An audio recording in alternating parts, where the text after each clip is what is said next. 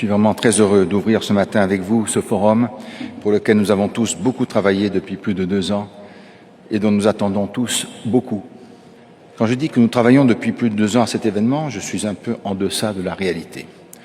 La tenue de ce Blue Economy and Finance Forum précède d'un engagement de très longue date.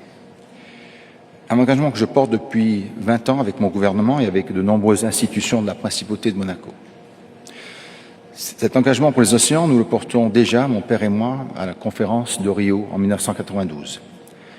Il date en réalité depuis bien plus longtemps car il est intimement lié à l'histoire de mon pays et de ma famille.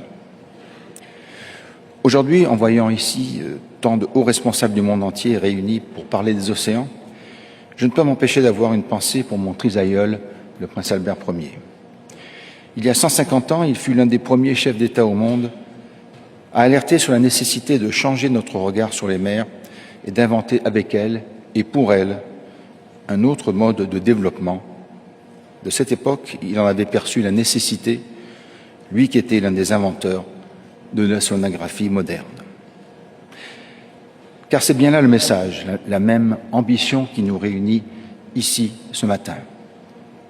Ce message, c'est celui d'un devoir impérieux que nous portons tous vis-à-vis des générations futures. Celui de développer durablement l'économie des océans en préservant les équilibres de notre planète, de protéger ses richesses et de tout faire pour perpétuer ce qui rend notre vie possible, dans des conditions qui ne soient pas dégradées, bien entendu. Nous savons aujourd'hui le rôle fondamental que jouent les océans pour l'avenir de notre planète, de son climat, de sa biodiversité.